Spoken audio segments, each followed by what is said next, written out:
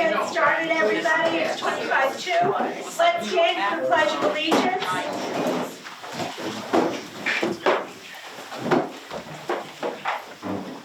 I pledge allegiance to the flag of the United States of America and to the republic for which it stands, one nation, under God, indivisible, with liberty and justice for all. Thank you. Welcome to the Beauchamp Historical Club. Remember the last time we came, it was dark when we came. Tonight it was light.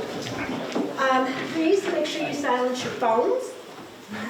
Our bank balance is $2,242.94. That is really good. And we have 58 paid members. Yay! So thank you to the new people. Please watch the cord going down the middle of the aisle.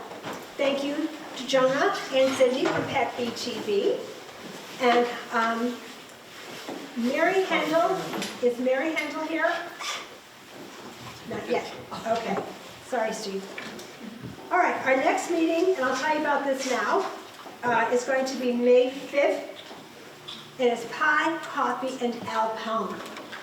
So a lot of you probably are familiar with Al Palmer.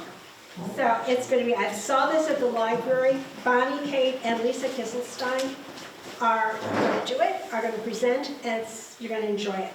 But tonight, I'm so excited. I'm tired just thinking about this. We have our very own Lisa Saunders, who is going to talk about walking the Erie Canalway Trail.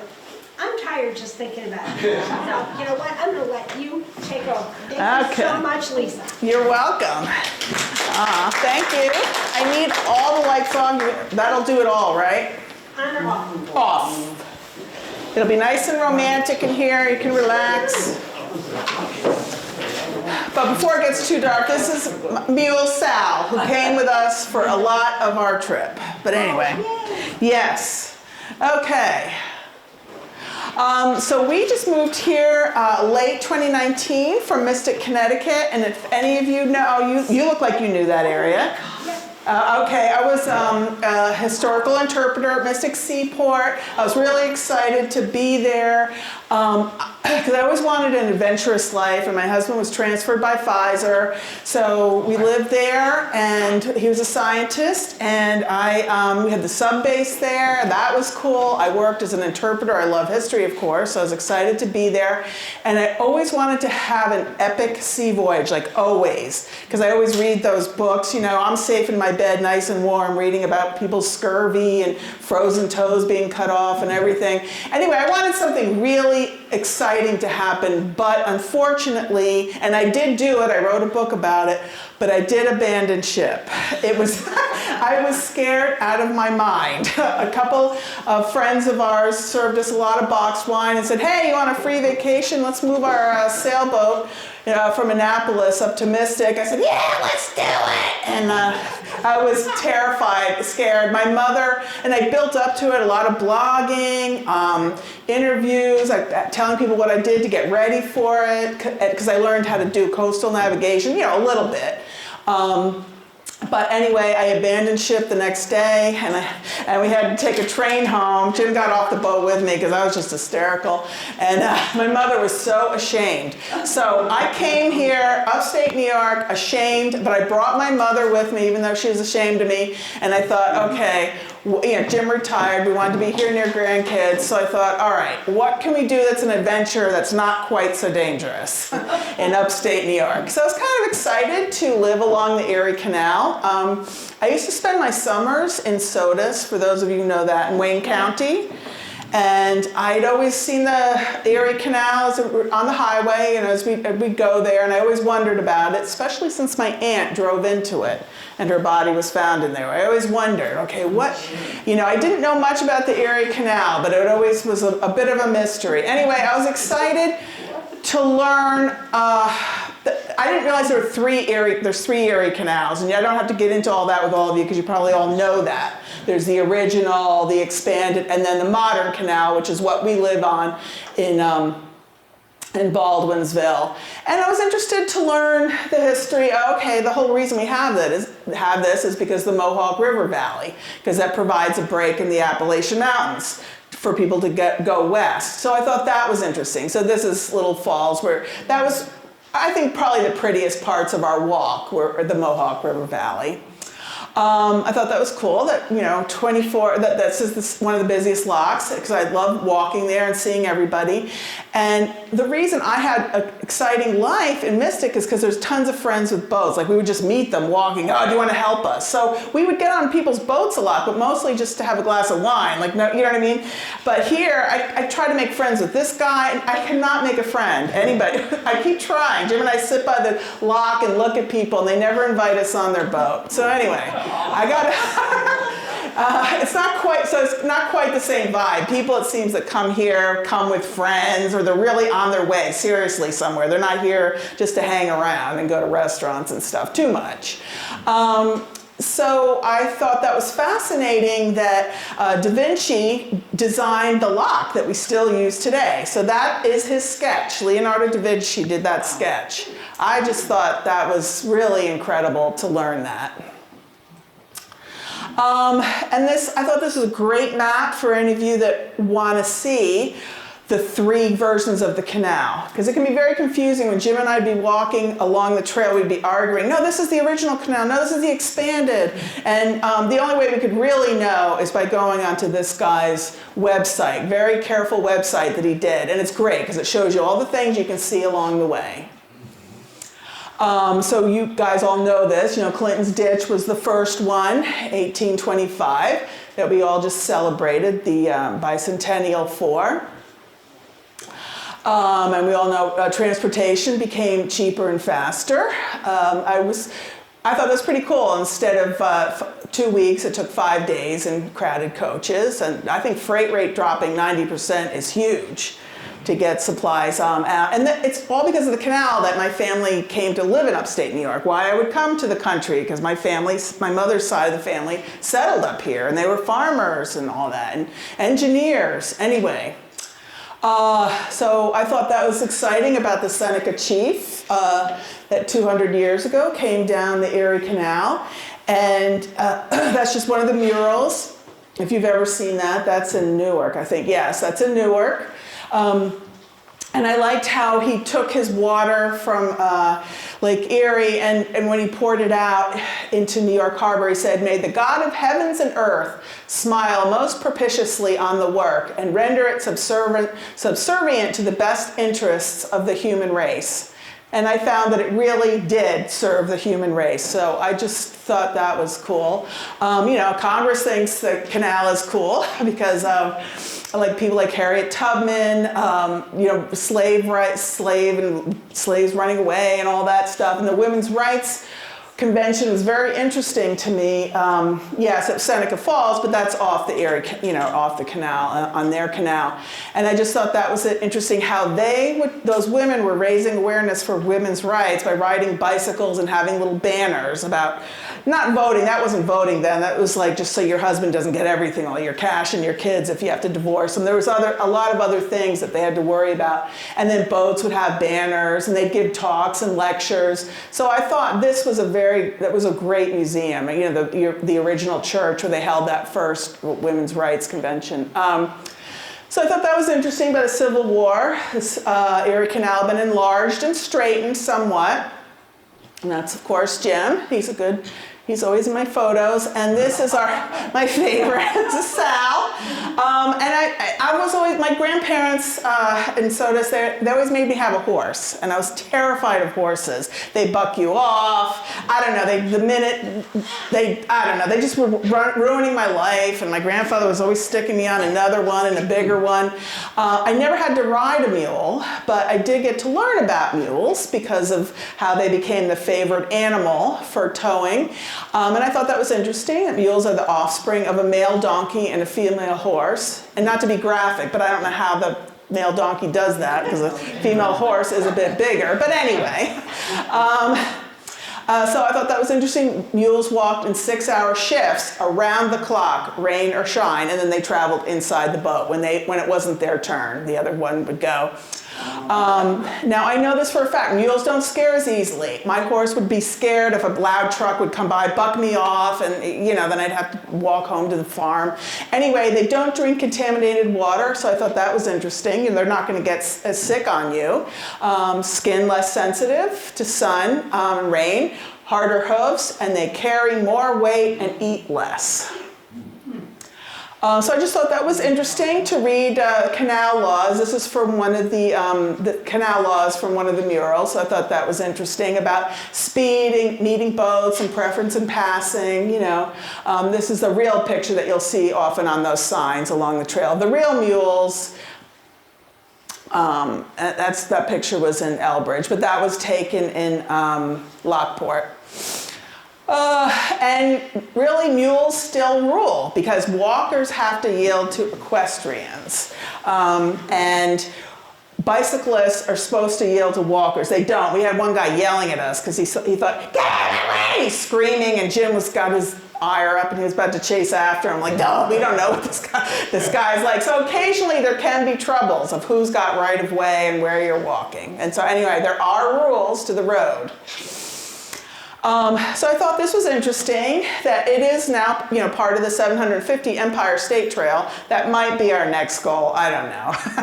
I'm not sure about that. But anyway, so it links these cities, from east to west. And some man was like, that Little Falls is not a city. And, I was like, well, I think it is. So I looked it up. Yes, it really is a city. So it links these cities, and that's us, this is us at the western end when we finally made it, and that's us at the eastern end, which was the last day of our actual doing this. The braver folks kayak the canal. That's me kayaking Lock 24. And so that was fun. You call the guy ahead of time, and when you're about to get in there, and he told us wear gloves because the ropes are really slimy. So that was kind of fun to get through a lock. But I would never do that. That's what some people do. But we walked the 360-mile trail because, as you know, we don't have a boat, and we didn't have a friend with a boat, and we didn't have time to get lost at sea anyway. So, because we help take care of mom and grandkids and stuff. So we would do this about once a month to go out on weekends and go. And most end-to-enders, that's what you're called if you do every inch of the trail from between Albany and Buffalo, that most of them bike the trail. And even Santa. You recognize that Santa in Baldwinsville that used to be out there on Downer Street? And I thought it was really interesting that at Colgate, a group bicycled the entire trail without stopping in 39 hours. So that was kind of a fun article to read. Walking we went through a lot of sneakers, and we would buy expensive ones because your feet are killing you, absolutely killing you. So, but it gave us time to read the plaques and meet the cats.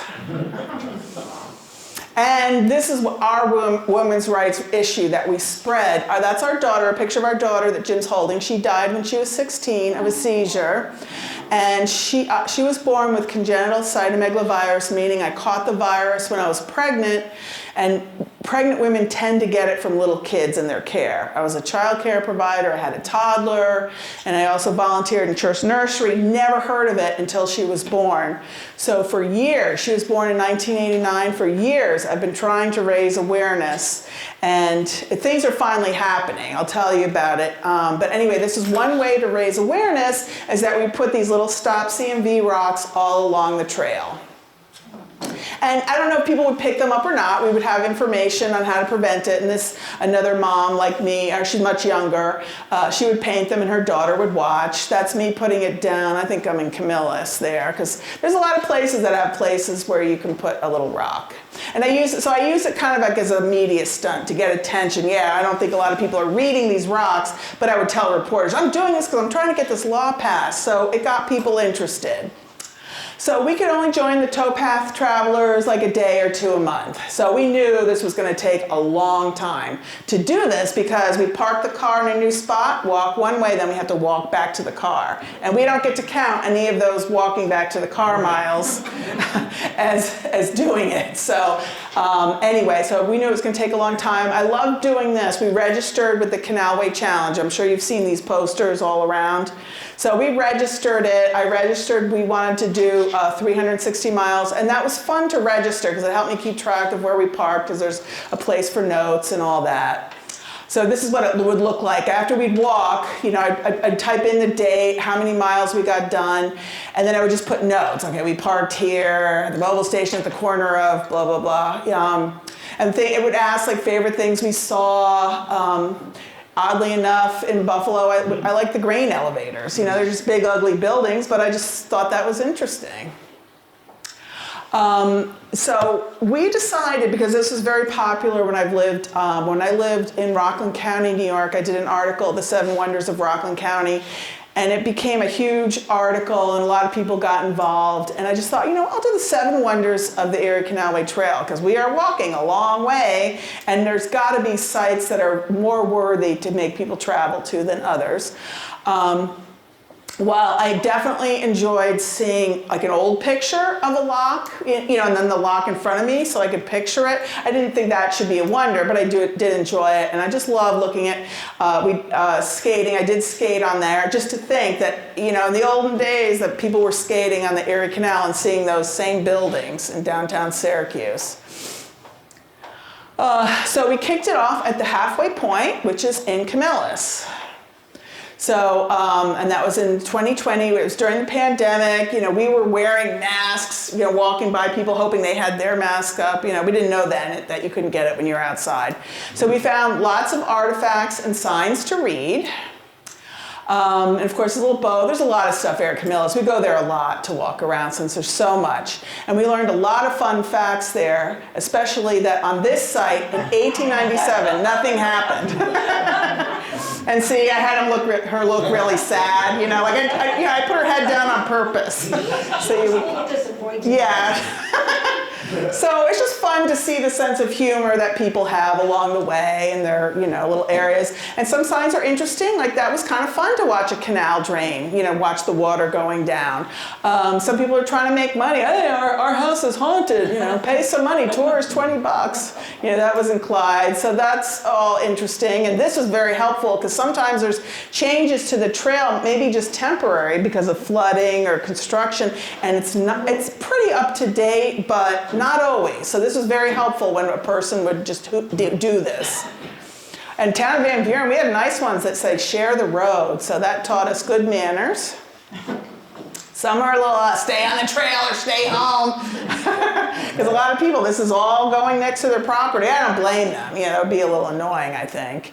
But most of the time you're in the woods. And these signs are so welcoming. Water and bathroom. That was at a church. And it was great. Nobody was in the church, but it had free snacks, water, a bathroom.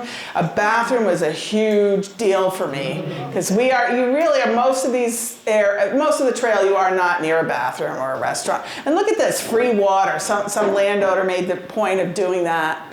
But others were not so welcoming. I don't know if you can read it, but due to price increase of ammo, do not expect a warning shot. And then of course, beware of dog. I was a little nervous. There's a couple areas where we were a little nervous because there were some nasty signs. And dogs, yes, you know, so Jimmy, he always had a walking stick. We had dogs chasing us one time, and and we finally started carrying pepper spray. We never had to use it, but because the dogs got away from a lady, you know, they come running from their yard. Anyway, so we faced torrential downpours. Like we couldn't just really look at the weather and decide whether we were gonna go or not, because we had to go when nobody in the family needed us. Then we would just go. But we didn't have an umbrella, and that was really uncomfortable.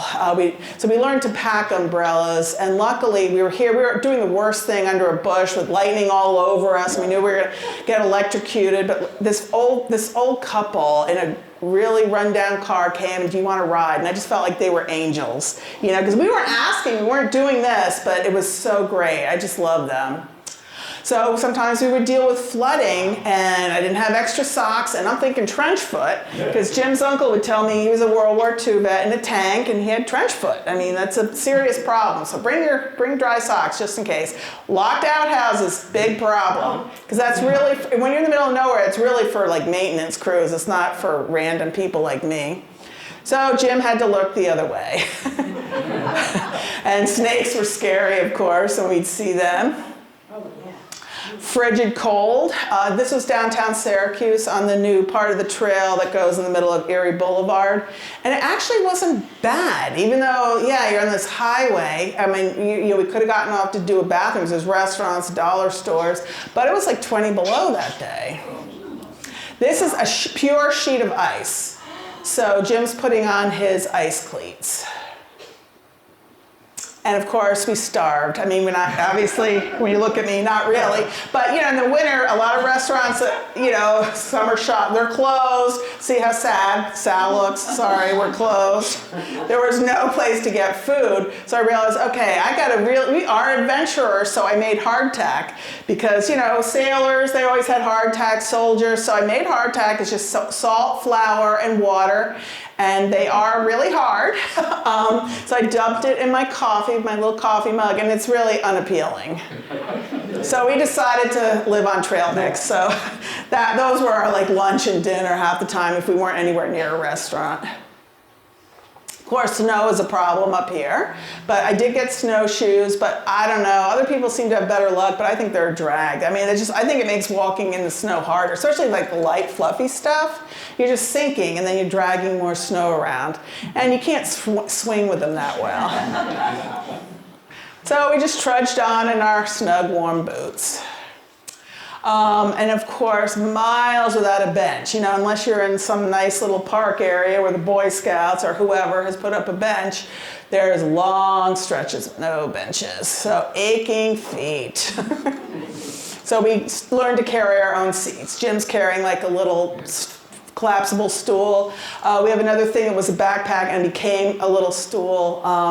This is one hot day. We called those the death marches. I mean, it was so hot, and I could just picture those poor mules and the hoagies, just all the people, so hot. And we didn't bring enough water because we're always worried we don't want our backpacks to be too heavy with water. So we'd always kind of judge how much water should we bring. One guy offered to buy our water. He said, "I'm so sorry to bother you. Can I please buy any water you have?" And I felt terrible. I said no, because we had an inch left, and I didn't know if we were going to survive. And the poor guy had jeans on and everything. Anyway, I felt really bad for him, but I did see him again, and he looked a little perkier. I said, "What'd you do?" And he said, "I drank from the brook." And I was like, "Ooh, there's cows around there." And, But anyway, so you got to bring, if you're desperate, you got to bring those sterilizers, whatever that's called, for lake water. Of course. Filters? Not filters. You put a pill in. I don't know what it's called. But anyway, so of course mosquitoes were a problem. But only if we walked after rain, it was really bad, and was it Jordan or something? The mosquitoes were just chasing us, swarms, biting through our clothes. But we walked at a bad time of day. It had just rained. It was warm, and it's dark in there. When you're not walking in this, you have to either put up with the sun or be in the dark, the shade, and that's when the mosquitoes are terrible. So I could really picture those Montezuma swamps where those poor guys had to dig the canal. I can't imagine it. And it said a lot of them were, receive low wages or whiskey for their trouble. So I guess the whiskey kept them from noticing. Now, when we weren't trying to, fighting to survive, we did see a lot of beauty. That's just walking west at sunset toward Buffalo. This is east toward Albany when the fog rolls in.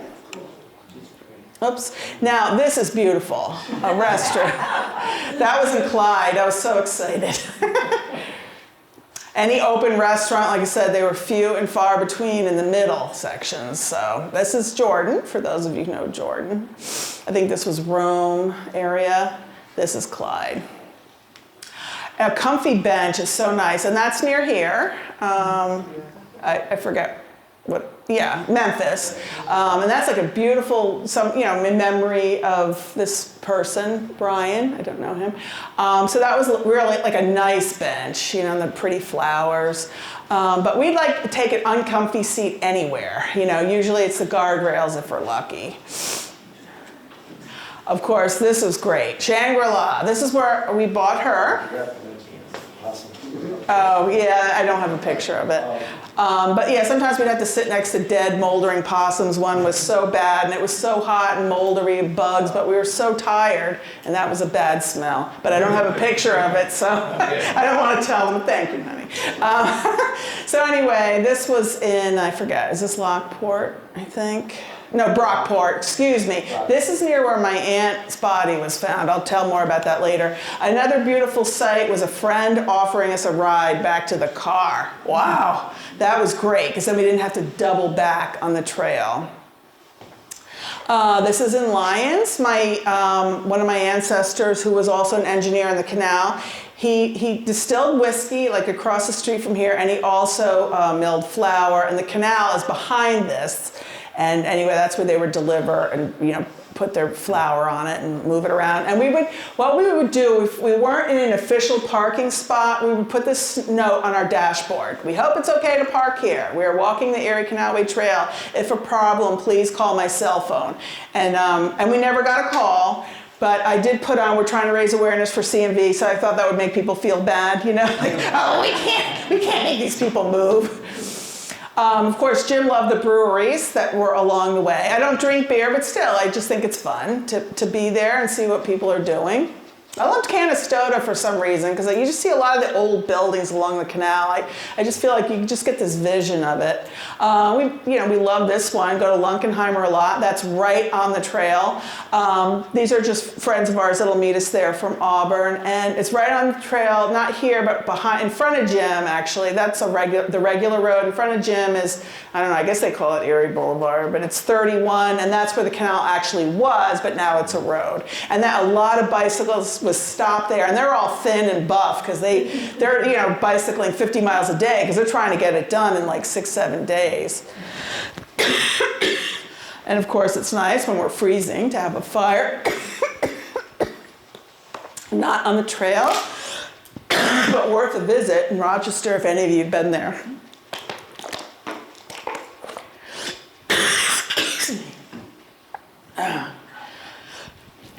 I have a cough drop here. Jim loved, we love Little Falls a lot. That building we stayed in a couple times, slept there, and that used to make the wool uniforms during the Civil War. So I just thought that was interesting. And of course, that's the brewery there.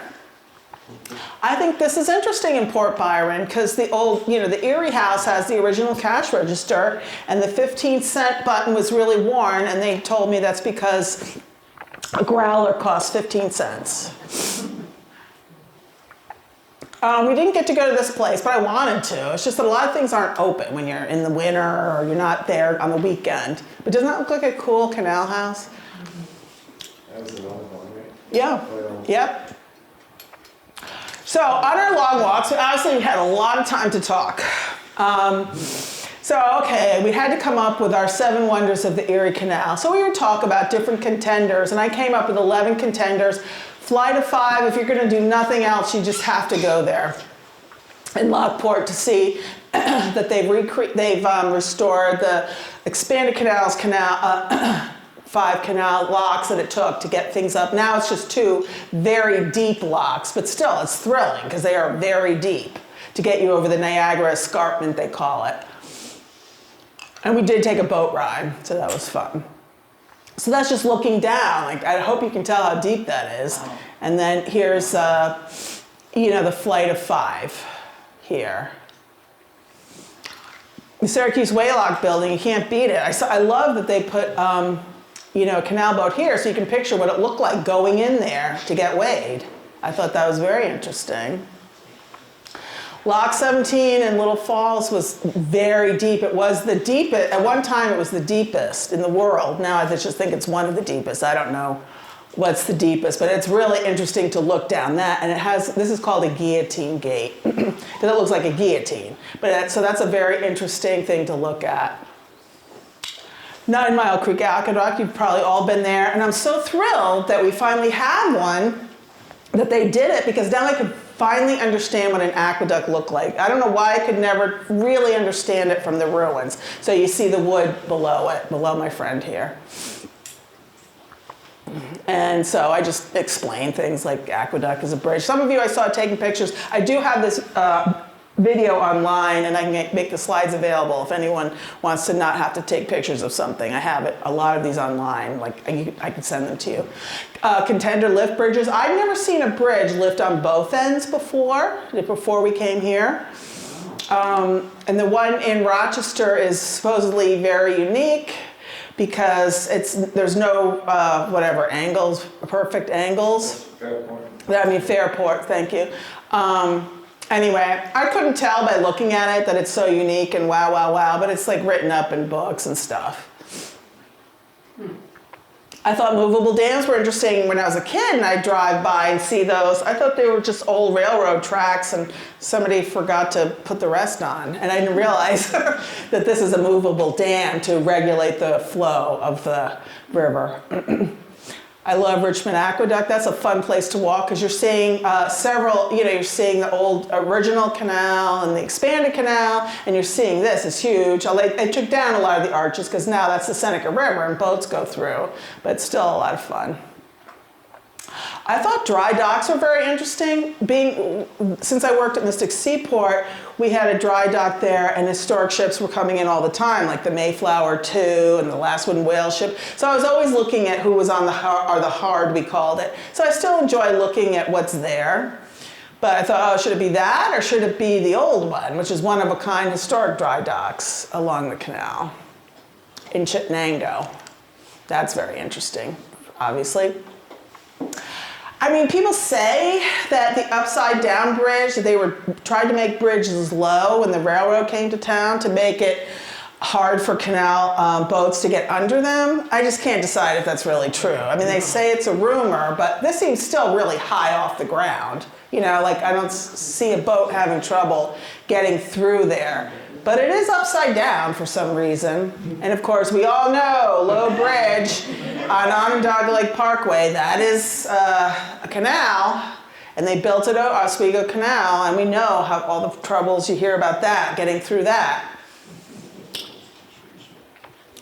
The lock tender's house, of course, I was disappointed. I thought they slept in it, and I was told, no, they didn't sleep in it. They worked in it, but still. But it's still cute because it's so tiny, and it's fun to look in there.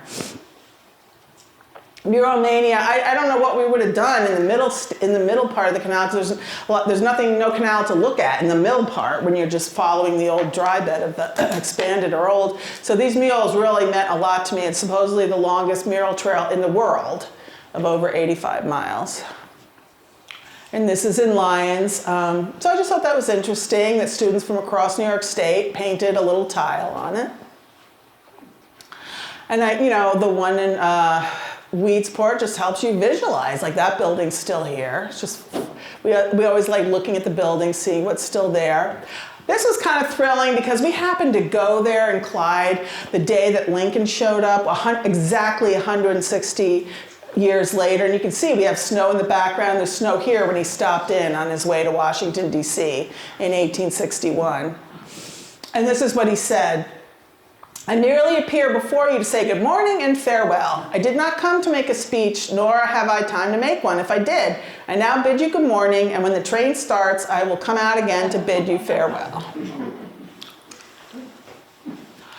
When Mark DeCracker, the co-founder of Muralmania, found out that two of my ancestors were engineers on the original canal, on the expanded canal, he's like, oh, why don't we paint them on this mural that we're doing of this lock, which was called the Poorhouse lock. So that is my ancestor, Augustus Leach.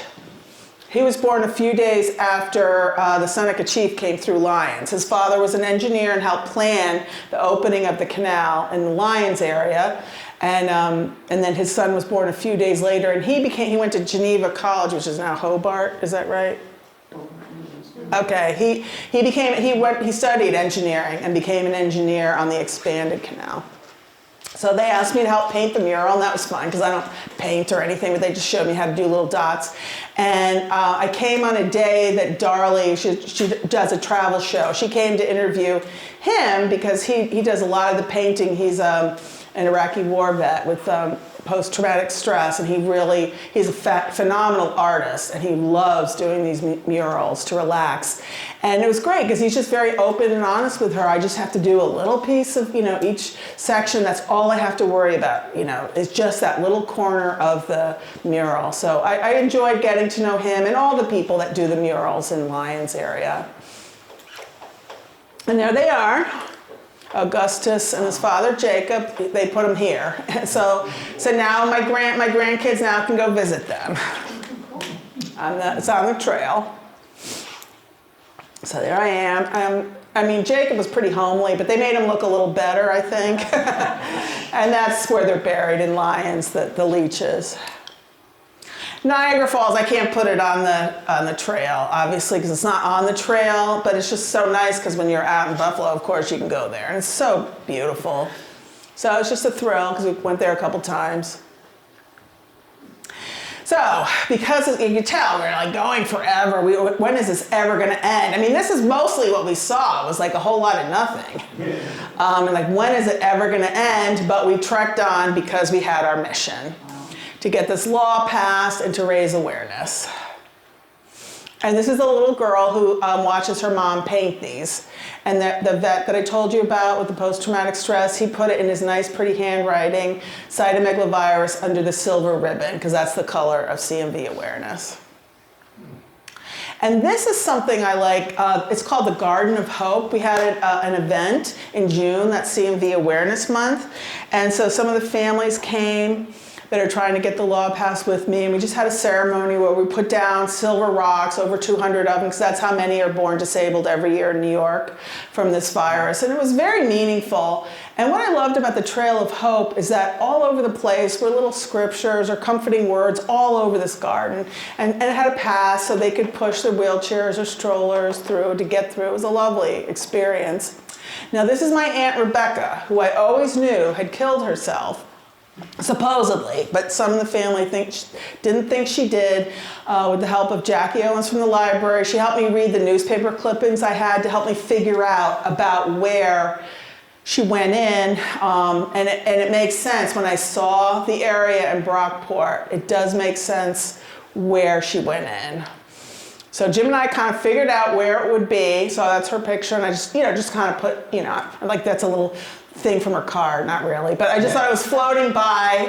She went in the year of Pearl Harbor, so they called it a suicide, but it just makes me wonder if they were just too busy to really check into it. So these are some of the articles.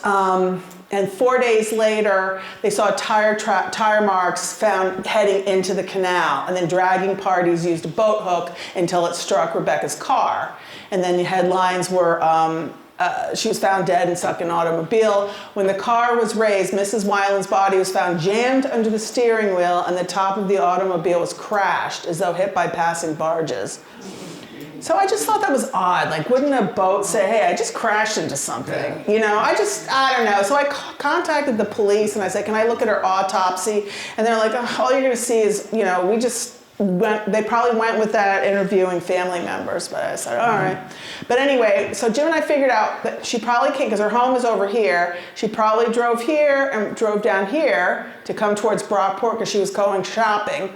She came here, and this is a sharp turn. Like, it has a guardrail there now, but when Jim drove me down, I was taking video, I thought I could easily see somebody either accidentally going in, if you slip and you're going too fast, or you really are intent on killing yourself. But how can you know you're gonna die when this canal's not that deep? But anyway, I couldn't really get anywhere. So her last bridge makes me think of the Seneca Falls and that bridge that they have there that they think was It's a Wonderful Life, that as the inspiration for It's a Wonderful Life, because a woman jumped off that bridge in the early 1900s, and then a guy jumped in to save her. He drowned, she didn't. But that movie always meant a lot to me, especially after our daughter was born at Christmas time, December 18th, very severely brain damaged. And I watched that movie and it was very helpful. Like, I'm thinking, oh man, why can't all movies be like this? And I just remember George Bailey contemplating suicide. He's in the bar saying, dear Father in heaven, show me the way. I'm at the end of my rope. Show me the way. Oh God, it's so intense. So I just love the museum that they have there. And I love that Frank Capra's motivation. He's like, I will deal with the little man's doubts, his curses, loss of faith in himself, his neighbor, in his God, and I will show the overcoming of doubts, the courageous renewal of faith. And that was his motivation. You know, why else would you not make a movie? And I love that the museum had suicide prevention materials in it. And that's Zuzu, the little character that played Zuzu with Zuzu's Petals. That's her as a woman. We went to meet her when she came for the It's a Wonderful Life weekend that they do every year. And her son had committed suicide, which is why she donated all her memorabilia and things to that museum and regularly comes back. And I told her, and Jim and I were very excited when we saw her because the law had passed in New York. I was trying to get doctors to agree to tell women about CMV in prenatal visits and for the child daycare group to tell women that do daycare, just be careful, you know, follow all the protocols, don't cheat, you know, because there's CMV there. So I just felt like we lassoed the moon. I was so happy, and I told her all about it, and she was so happy and interested to hear about it. Really nice lady. So these are all the newspapers. You know, like I said, here we are with a picture of our little rock. So it's just, it obviously got a lot of media because the Elizabeth's Law passed. So these are some of our other conversations. Like I would say, Jim, you know, because I had a little like wheelchair for my mother. Like, why couldn't we'd go walk and then he could push me back to the car in the little wheelchair, and he wouldn't do it, you know? He'd say, no, I'm not doing it, that's too hard. Because that's an illustration his sister did for a children's novel of mine, Ride a Horse, Not an Elevator. Anyway, so we would always talk about, where do we park next? What's the best spot? And can we find friends willing to boat or drive us back to our car? You know? And so I even did an article for a maritime newspaper saying, give Grandma and Grandpa a lift on the Erie Canal. And I thought, because then people would think I wasn't like a psycho crazy family if I called myself Grandma and Grandpa. And we actually got a doctor that contacted us from Schenectady. He said, I'd love to give you a one-way lift. So then when we finally got down to the Schenectady area and I contacted him, I didn't hear back. So I figured they heard that I abandoned ship, which is all told in my book, Mystic Seafarer's Trail. Some of the memorable moments is when we made it halfway. The Erie Canal corridor folks congratulated us when we made it halfway. That's a picture they took of us, not when we made our halfway, but they took pictures of me pushing my mom. Halfway. Halfway for us, because like it's not going to be halfway for everybody. But we got half our miles in when we reached where's this called? Herkimer. There's this really old, cool church there that was involved with, during the French and Indian War and American Revolution. That just happened when we got half our miles in, but that's not halfway. The halfway mark of the trail is Camillus. But anyway, that's when we got half our miles done. And we didn't always do it consecutively. Like here, we came back to Buffalo because we had to do a stretch in Tonawanda, and we finally finished the western half of the canal, and we're celebrating in Niagara Falls at this restaurant. And of course, Sal, this is our very last day, and we knew we were going to do it. It was 9 miles, and we were just going to head straight to Albany, and friends were going to pick us up and drive us back to our car. So we knew we only had to walk one way. And like I said, we were lucky enough to find a restaurant. Okay, it was Subway. It wasn't that romantic, but they at least let me bring Sal in. And that was us reaching the sign in Albany. And we're walking like this, and our friends are taking pictures of us and doing a little movie. And this guy said, "Did you just walk from Albany?" And I said, "Yes." I mean, from Buffalo. And I said, "Yes." So he doesn't know it took me 5 years. It took us 5 years to get there. But anyway, that's the day we made it. That's what we look like. And so we went and celebrated. This was nearby the trail. It's the second oldest building in Albany. These are our friends. Anyway, so it's just fun to finally be off our feet and have it done. So the next day, now I'm in Albany, so I need to go see those legislators because now, even though they passed Elizabeth's Law, I need them to pass something else, which is testing all newborns for cytomegalovirus, because then if they're test positive, you can give them this antiviral that can halt the progression of the hearing loss that they might get. and improve brain growth. So I went there to the Capitol with my little Stop CMV rocks, and I told them what I wanted, and they talked to me, and that was interesting because I didn't have an appointment. But I could see up from the posters that were on the door, what do they care about? So I was trying to relate my issue to whatever issues I thought they cared about. And so I got to know them when they were off guard, which was perfect. Because then I got to, really know what are their concerns, what do they need from me. So we got a little certificate. It doesn't have my name because our team name was too long. So if you want to get all your names on it, you just have to come up with a shorter name than we did. So we just printed that off. And it was fun because I could, the picture, they do this with your picture. You can upload a picture of you being there. They trust you. Like, I could have lied. I could have been driving all around, but they trust that we were really there. And so now I'm a Canalway Challenge ambassador. That's why I have this nifty shirt that I got. And I get to have ambassador. I've never been an ambassador. Now, when the Seneca Chief was coming in, the replica, I thought, oh my gosh, my second chance at life of getting on a boat ride and not abandoning ship. And so I was so thrilled when I was offered a spot on it. Because I keep, this is the Mayflower too, I keep thinking of my ancestor, Richard Warren, who was on the Mayflower. He didn't abandon ship. He made it through that first terrible winter. His wife and daughters came over later, but after he died, it was said of him he was a useful instrument, and during his life bore a deep share in the difficulties and troubles of the first settlement of the plantation of New Plymouth. And I thought, now, my stone was going to say she abandoned ship, and I just thought, he didn't abandon ship. I've got to get something better on my stone. So here I am. You might know Jackie Owens from the library, Lisa Wiles. We're on top. Of course, Sal came. This is below. There I am. There we are on top, coming into the paper mill island. There's close up. It's really me. I made it. I didn't abandon. We're only on it for like a couple inches, but anyway.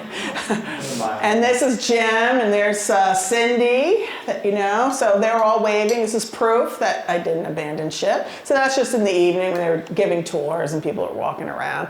So I do want to do kayak, and I'll only do like a 15-mile challenge. That'll be a little easier, and get my grandkids to take the 1 mile. So I registered my mom for the 1 mile, so she got the 1 mile. I pushed her, so she got to cheat, but that's okay. They gave it to her. And I got my grandson just to walk the 1 mile, so he gets his little sticker, and I had to keep proving, look how short it is, Paul. Here to here is only 0.4 miles. I had to show him and prove to him I wasn't going to send him off into the wilderness. So he got his 1 mile. The end. Stand at the crossroads and look. Ask for the ancient paths. Ask where the good way is and walk in it, and you will find rest for your souls. And that we did. And that's it.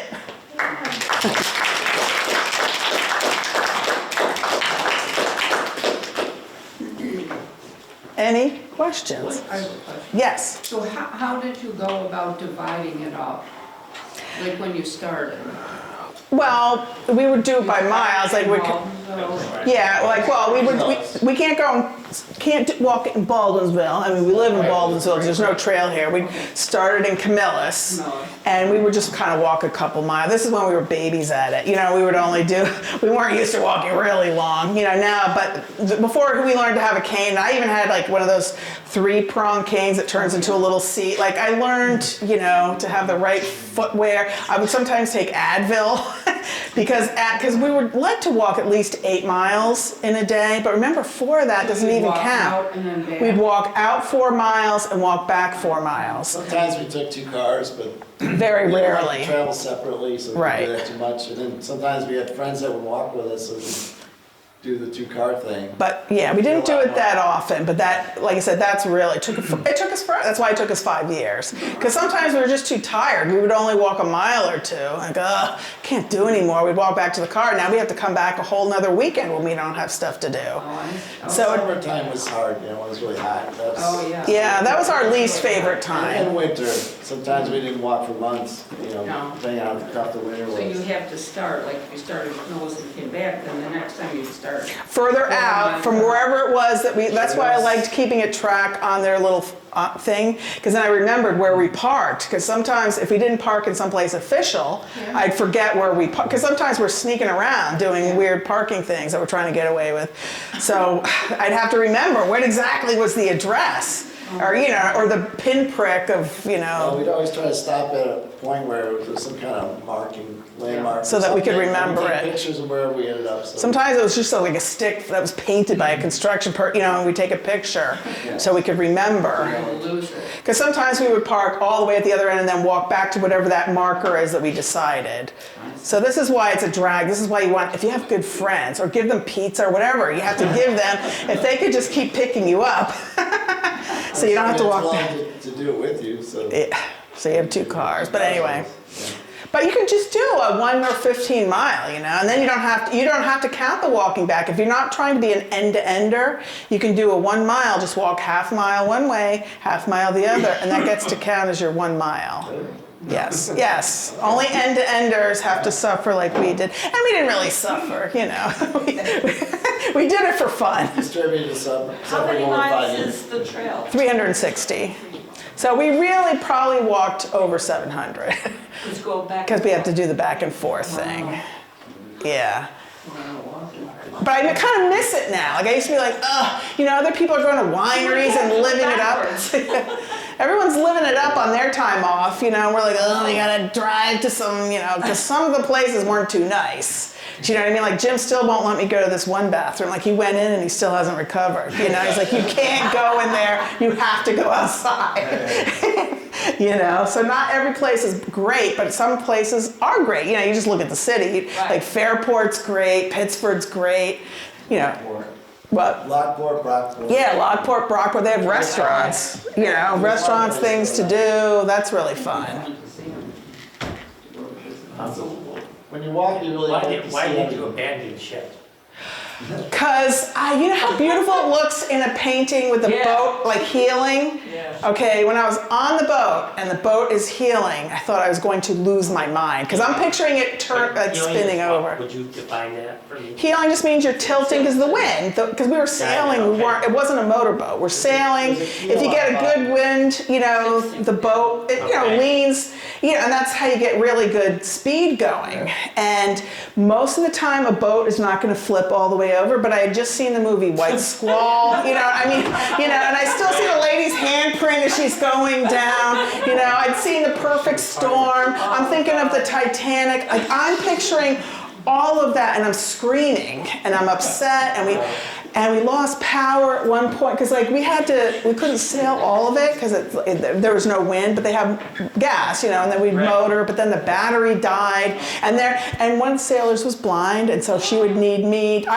She would take the helm, she could do that, but she could do the sails, but she's like, well, where are we on the map? And I had taken coastal navigation at Mystic Seaport, and because I was so scared, I didn't know what I was looking at. You know what I mean? I was just like this, and so Jim's at the helm, and we're going through a button thingies, and I'm thinking, he doesn't know what he's doing. So I'm sorry, honey, but I was worried that I did okay, I think. yeah, he got us there, but I'm just saying we almost were hit by like this big. We ran aground once. We almost got hit by a tanker at night. I'm suddenly here, and I'm running upstairs, and a tanker. We didn't see it because it's dark at the bottom, and then we see these lights. I'm like, I'm going to die. And here, like I said, we had bought all this stuff like harnesses so we wouldn't fall off. We brought all these oranges in case we got lost at sea, and because I didn't want to die of scurvy. Like when they saw the stuff that I brought, they couldn't, because these boats aren't that big. They stuck us. I thought it was cool that we were getting in the front. I didn't realize the bow. That you don't want to be in the bow with this pointy bed. I didn't realize that's where they put the greenhorns. Because it's bumpy, and it was awful. First night when we started out, we were in Annapolis, Maryland, and we stayed overnight, and you have to fill the boat up, the tanks up with water. So apparently the water overflowed, so we wake up, there's like an inch of water on the floor. Right, and I was having a nightmare, like I'm tossing and turning. It's in March, so Yeah, and people are telling us how we could freeze to death in minutes, so I was calculating how many minutes, like what's the degrees. Like I said, I have too big of an imagination to be able to do anything epic. So this was my version of doing something epic. Yes? What was the coolest animal you saw on the trail? We don't even know what it's called, and nobody believes us. It was swimming, and it was like a nuclear Green and orange. fluorescent green and orange.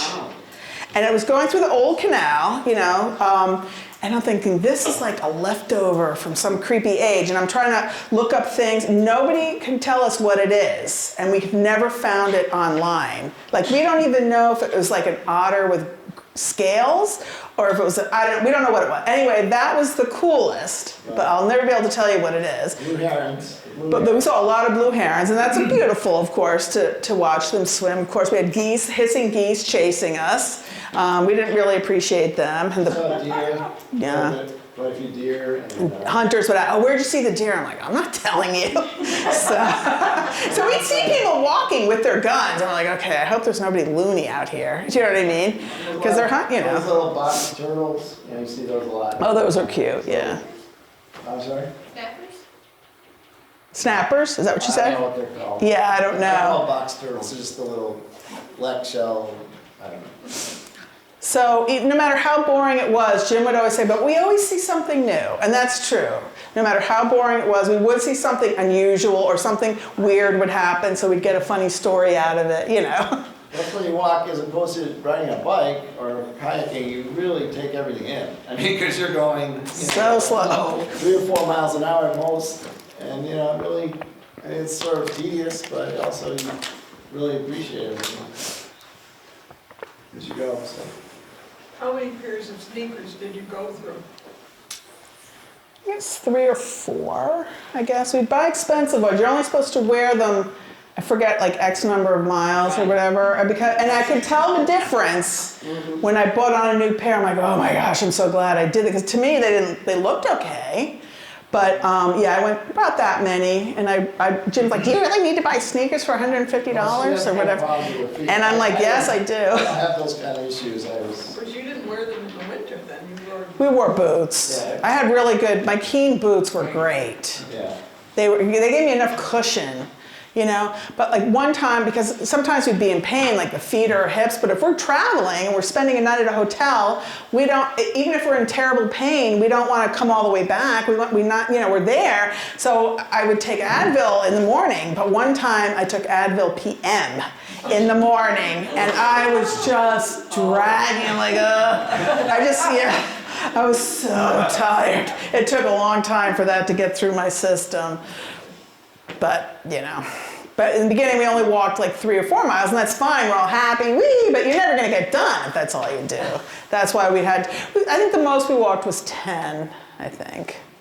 And we could have walked, if we didn't have to, walk back, we could have walked longer, because if, like, say you walk 5, 6 miles, and then you really are relaxing for several hours. You know how, like, when you go sightseeing, you're shocked how far you've walked, but that's because you're stopping, you're seeing a lot. We're just like this, seeing. Some towns had nice restaurants along the trail, so you take a break for a couple hours and then go again.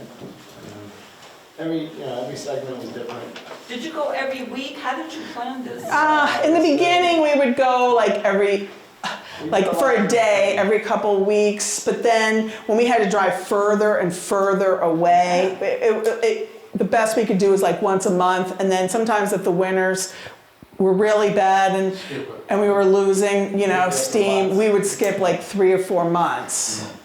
But I would say average once a month, if you had to average it, but. Yeah, I mean, as we got further away from home, we would spend 2 or 3 nights. Ow. And, Yeah, in a hotel. So so New York made a lot of money on us, like the state of New York. But like I said, instead of kicking it up at wineries and meeting friends and we stayed in We did something. Some of the places were kind of dumpy. One place I wouldn't even go out to get the luggage from the car. So sometimes we stayed in really nice places, like we stayed in the Amsterdam Castle. Yeah. And it wasn't that expensive because we would go at off season, like it'd be winter. So we would have this beautiful room and beautiful meals. The Stone Mill in Little Falls. Yeah. Nice. And a little town called Medina, and a really cool little inn there. We stayed a few times. It's surprising, these towns I never even heard of. You know, they had good restaurants, and you'd be surprised. During the pandemic, the only thing that was open was pretty much a pizza place. You know, that's when we started during the pandemic. You know. So the menu was quite limited at that point, but once we came out of that, there was more options. What time of year did you go to Jordan? What time of year was it, like when we did hit the mosquitoes, when I said they were really bad? That was July or August. It was, Yeah, that would be. it was right after a rain, it was really muggy and hot, and it just, you know, we weren't thinking about how bad it could be. Plus, there's the old canals there where the water. With the stagnant water. That's a I know. perfect breeding ground for. But I have to say, in general, the mosquitoes weren't that bad because, we, like I said, we'd go in the winter, or later in the day. Bug spray. Yeah, we always had bug spray on, but I'm talking like those mosquitoes didn't care that we had bug spray on. Yeah, they were. That was like we were running. It's like a swarm, like a cloud of mosquitoes. Terrible. Wow. This was great. This, I'm Yeah. exhausted. Yeah, this was so I'm exhausted. I feel Okay. like I walked it tonight. This was wonderful. I mean, this is what a great experience, though. Yes, because like we got to know these towns we'd never heard of or should have, and even if we'll never go back, we can at least laugh about how we'll never go back. There's some hotels I will never go back to. I can't imagine why. Gee whiz.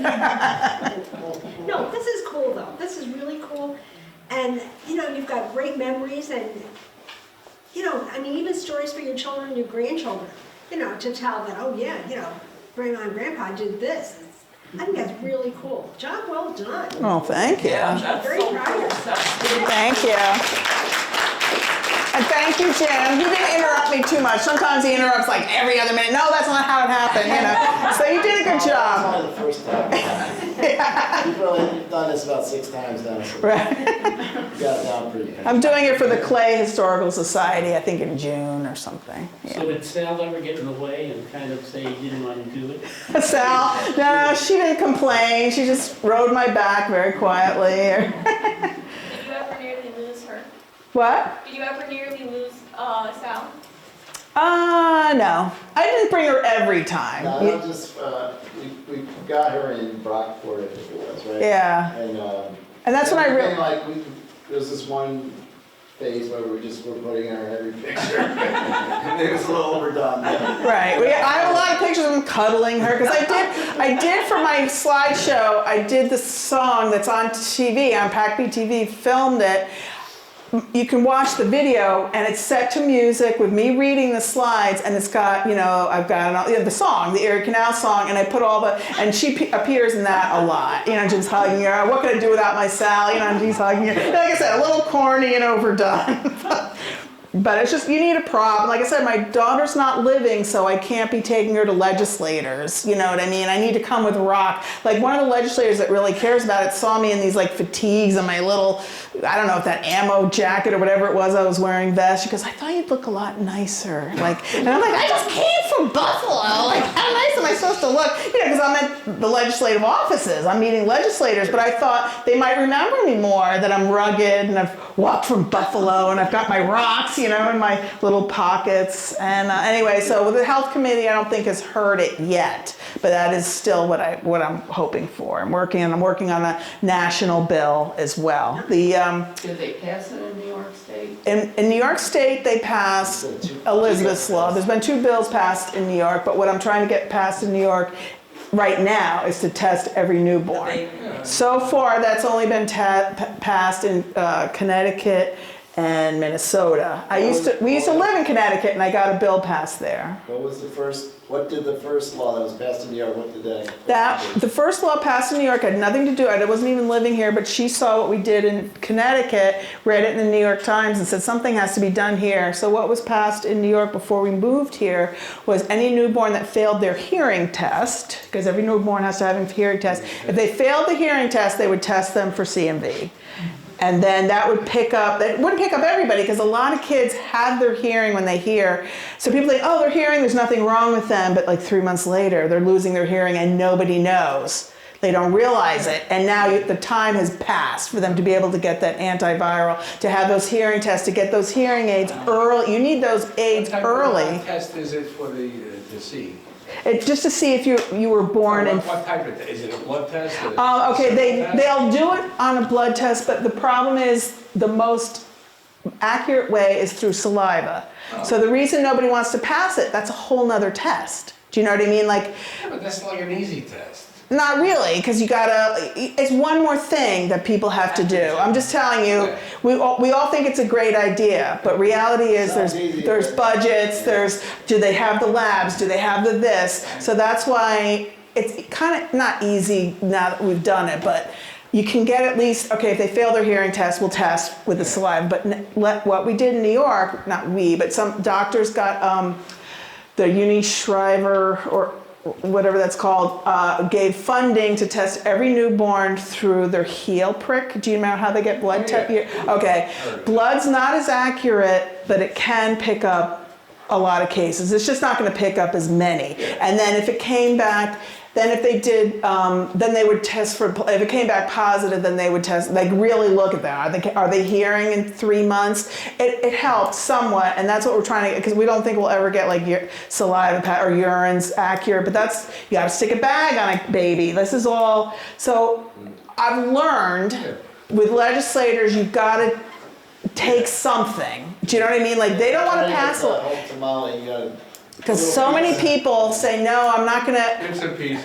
you gotta get, yeah, like I learned that in Connecticut because I always wondered like, okay, I gotta get fit. This is why I did the sailing adventure with the blind sailor. I thought, what a cool story. Okay, because I'm a writer, you know, we can get lost at sea, all these great things will happen, then people will listen to me. And I just have to get thin too because they only listen to thin people. But anyway, so this is why I did that crazy thing of the sailing in the winter. But I abandoned ship but I still got talked to legislators and said, look, Utah passed this bill. I want you to do it. And so I kept bugging them. I want you to test every newborn that fails their hearing screen, and I want you to tell pregnant women about it. And at the very last minute, they dragged me along, because nobody who wants to say no to a mother who had a handicapped child whose child died. Nobody wants to say no, so nobody's telling you the truth.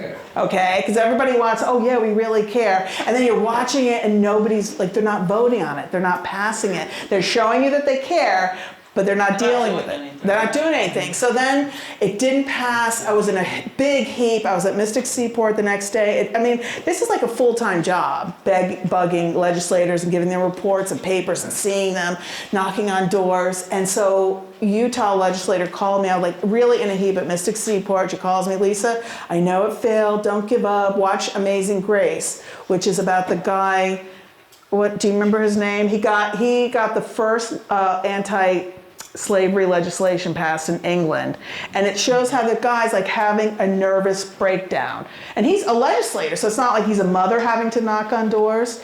It took him years of struggle and stress and tears, but he kept going, you know, so it was motivating to watch that. It takes a lot of work. Anyway, the next year, this legislator, I don't know why he cared, because he wasn't mine, but he did care, and he called me. I'm out with my friends. He goes, Lisa, I can get the part passed where they test the baby that fails the hearing screen, but not prevention education, because that costs money. Do you want me to just say you're okay with that? And I'm thinking of all my friends across the country who are going to die, because they all help with writing letters, and the doctors that cared, and I just had to make the grown-up decision. I said, fine, just get that. Get something. And yes, people were disappointed, but we got it passed. It put it, you know, now it's on their website. Now doctors and nurses are learning about it. And then I still testified for them last year, 2 years ago, because they kept working on bills, and even though I live in New York now, they made time to listen to me through Zoom. I wasn't the big push. You know how I told you I had to get thin and famous for people to listen to me? Well, it happened to a thin and famous grandmother in Connecticut. Her granddaughter was born with a hearing loss and other issues, and she didn't know about it. She's a newscaster. Her face is everywhere because every legislator wants to please this newscaster because she can give you publicity. Well, when she testified, they're all thinking, I gotta pass this. And she got like everything that you would ever want passed. So it is true. You have to be thin and famous. So if you're not, you have to struggle along and walk a million miles. But anyway. Yeah. So I'm just saying, so then in New York, I was thrilled about that. And now I'm trying to get more passed. And so that's why I'm still bugging people.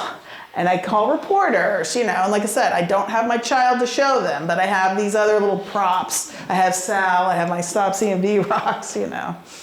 Lisa, is there anything that we can do to support you?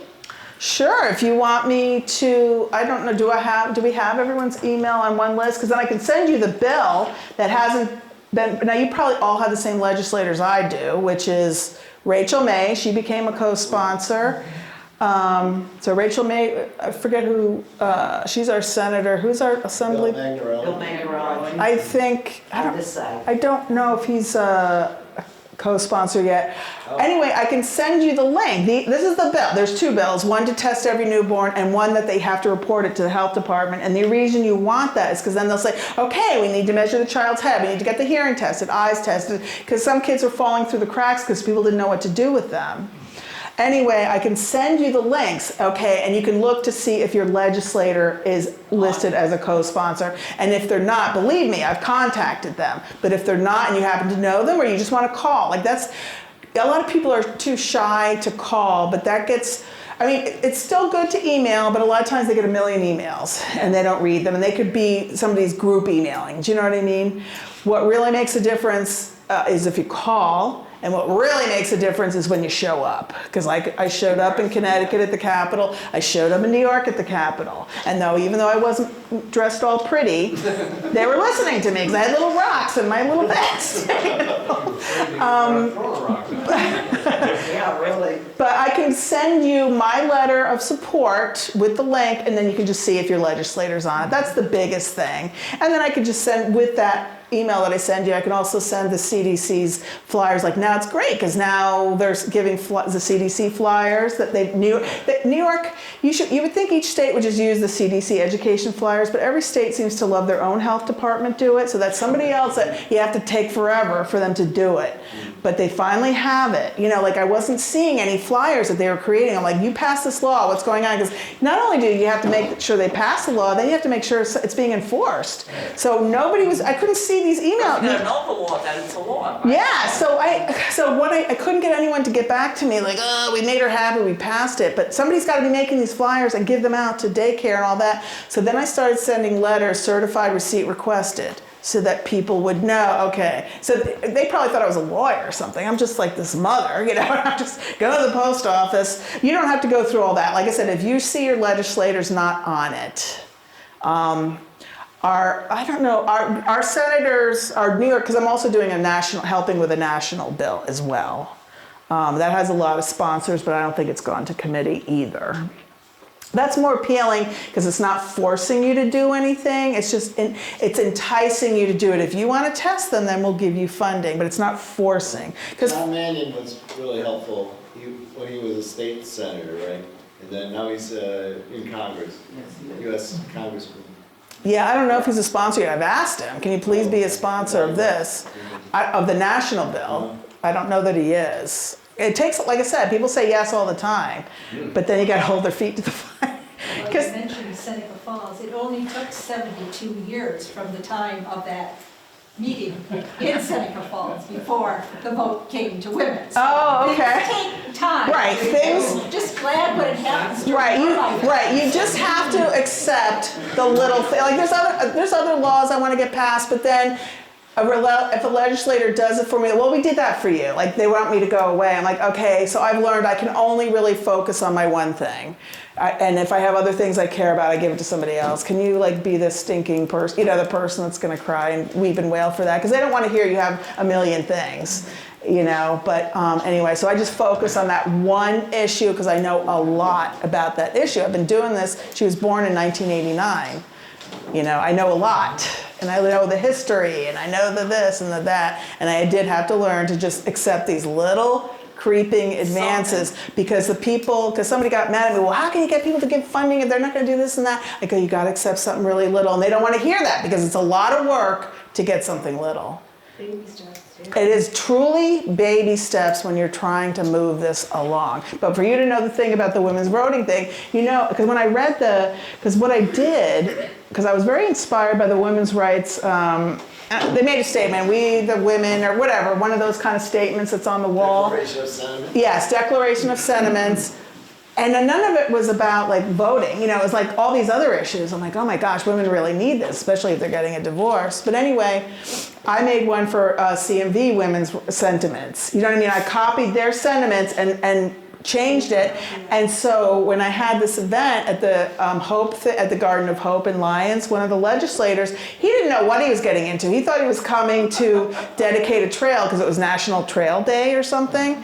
So this guy that I met, the mural guy, said, why don't we throw in the two events? I'm like, cool. So he gets this legislator to come, and he thinks he's doing a trail. And I said, can you read this thing on the CMV stuff? And he's reading it, and he's like horrified because he didn't know about this issue. And there's severely handicapped kids sitting there while he's reading it. Do you know what I mean? So he's seeing, because our daughter's not there, but he's seeing other kids that were affected, and he signed on right away. And it was just like I said, these little things can just maybe reach the right person, and never like complain and bash people, because then why would they want to work with you if you've been bashing them? So I'm very neutral. And I just want to work with anyone that's willing to help these babies. Okay, good. Good job. Thank you. Thank you so much. Our next meeting is going to be May 5th. Don't forget,